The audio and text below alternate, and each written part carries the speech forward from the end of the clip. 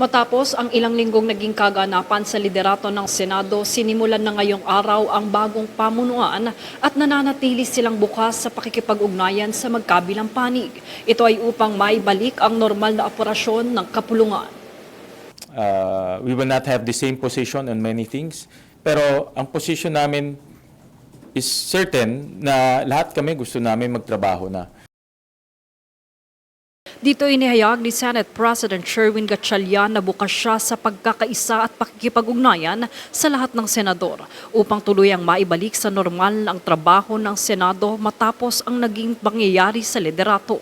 The Senate is a big institution. We have 2,000 people, may isang building tayo. So if you count those days, those are the days na naging unproductive. No? Sinabi rin ni Gatchalian na plano niyang kausapin ang lahat ng senador sa mga susunod na araw upang maging maayos ang takbo ng mga gawain sa Senado. And in the next few weeks, we will focus also on the bill. So we will request the senators to already proceed with their hearings.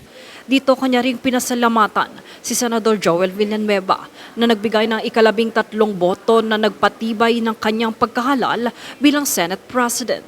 Very clear naman yung kanyang direction is to go back to work. In fact, siya yung pinaka-productive yesterday on the floor. No? Ayon pa kay Gatchalian, mahalagang maibalik ang focus ng Senado sa paggawa ng batas at iba pang mga tungkulin nito.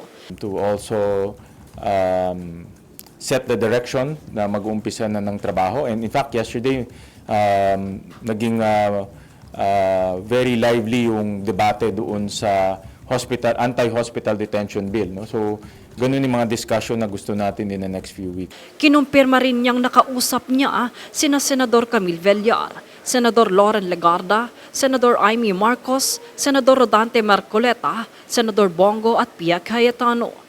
Anya, maging ang ilang senador mula sa minorya ay nais nang bumalik sa regular na trabaho ang Senado.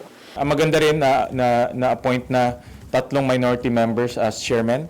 No? Si Senator Bongo as chairman of the Sports and Youth Committee, si Senator Mark Villar, chairman ng very important banking committee, one of the most important committees in the Senate. And then si Senator Camille Villar was appointed also sa government corporations. Importante rin yan. As we all know, kailangan rin na yung mga government corporations accountable din sa kanilang responsibilities. No? Samantala, inihayag din ni Gatchalian na nasa Korte Suprema na ang pagpasya sa petisyong inihain ng kampo ni Senador Alan Peter Cayetano laban sa reorganization ng Senado noong June 3. Iginiit niyang igagalang niya ang anumang magiging pasya ng mataas na hukuman sa nasabing usapin. Dagdag pa niya, handa siyang magsilbi bilang karaniwang senador kung nanaisin ng kanyang mga kasamahan, ngunit sa ngayon ay nakikita niyang nais ng lahat na magtulungan at magtrabaho muli para sa publiko. Jade Buhoy, nag-uulat para sa Golden Nation Network.